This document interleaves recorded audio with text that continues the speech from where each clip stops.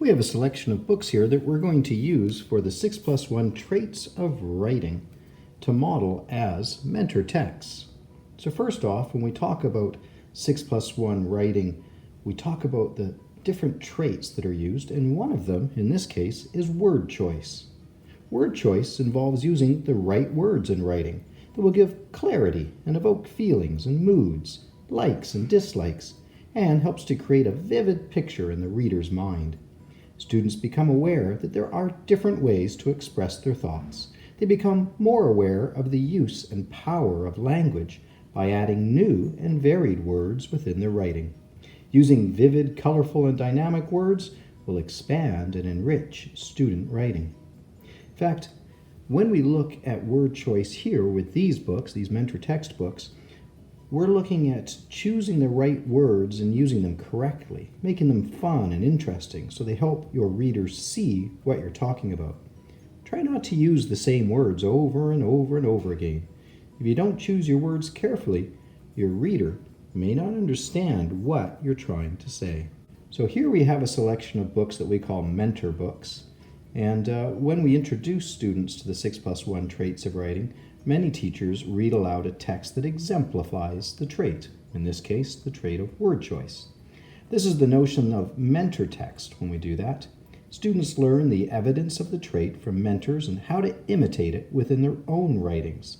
Such mentor text often includes picture books. The text is short, which is important for a mini lesson, and it's engaging for students.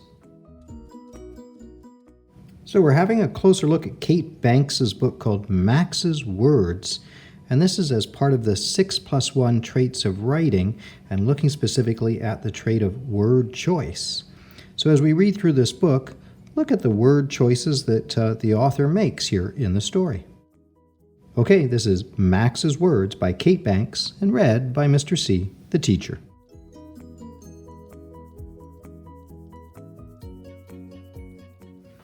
Max's brother Benjamin collected stamps. He had stamps of many colors and sizes. They had ragged edges and sticky backs. Some had famous people on them. Others had places or buildings or flowers or trees.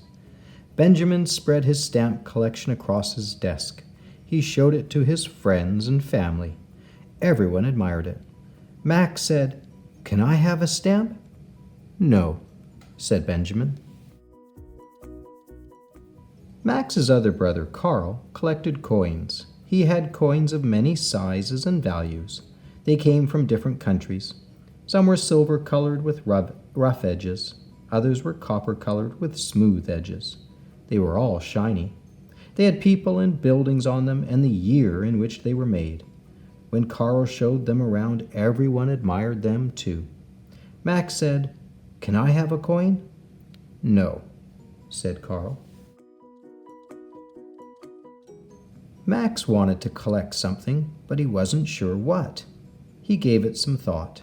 Finally, he said, "I'm going to collect words." "Words?" said Benjamin, and he laughed. "Very funny, Max," said Carl. Max began collecting small words. The, it's, an, ate, who, to, and, but, was, in, on, out, big, see, you, day. He cut them out of magazines and newspapers, and he spread them across his desk. Pretty soon Max found bigger words. Hungry, asked, through, alligator, crocodile, hissed. He cut them out and added them to the others. Max's collection grew rapidly. Max collected words that made him feel good. Park, baseball, dogs, hugs. He collected words of things he liked to eat. Bananas, pancakes, ice cream. He collected words that were spoken to him. Good morning, goodbye, go away. He collected his favorite colors. Green, blue, brown. Max opened the dictionary and found words he did not know. He copied these on small slips of paper. Slithered, iguana.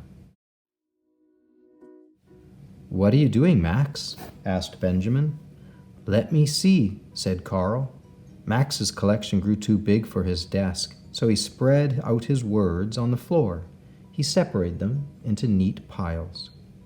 When Benjamin and Carl arranged their collections in different orders, it didn't make much difference. But when Max put his words in different orders, it made a big difference. A blue crocodile ate the green iguana. The blue iguana ate a green crocodile. Soon Max's collection of words spread into the hallway. Sometimes Max gave away a word or two. "See you later, alligator. Have a nice day." When Benjamin put his stamps together, he had just a bunch of stamps. When Carl put his coins together, he had just a pile of money. But when Max put his words together, he had a thought. Maybe I could trade a word for a stamp or a coin, please? "No," said Benjamin. "No," said Carl. "I've got 1,000 stamps," said Benjamin. "When I get a few more coins, I'll have nearly 500, said Carl. "And when I have a few more words, I'll have a story," said Max. "A story takes a lot of words," said Benjamin. "I know," said Max. "You don't have enough," said Carl. "Let's see," said Max. Max sorted through his words. He picked out a few and began arranging them on the floor. Once there was a little brown worm who wished to be a big green snake.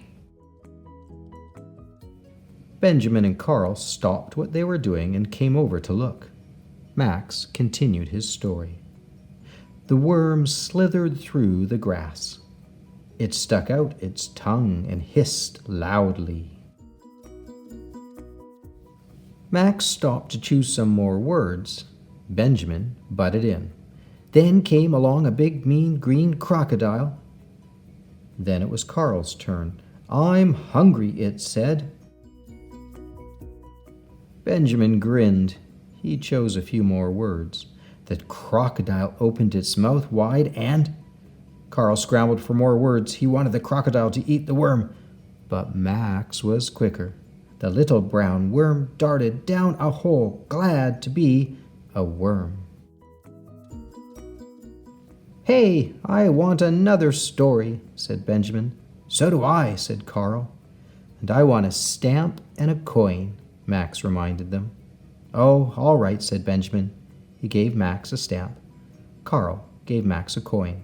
And Max gave them each some words and kept the rest for himself. Once there was a big brown dog. The end. So, of course, Kate Banks' book is all about words. Max's words. Max cuts words out of newspapers and magazines and puts them together to create ideas or whole sentences. And I just love the way she starts off with small words that grow into bigger words, that become words of things that make him feel good, or things he likes to eat, or colors that he likes. And eventually he takes those words and he starts creating sentences, and he can see that he can move the words around into different orders. So these are really great word choices that the authors made in order for Max to have words so that Max can make some choices with his words. And I love that we get sentences. And eventually, sentences turn into a story. And a story that his own brothers want to get involved in.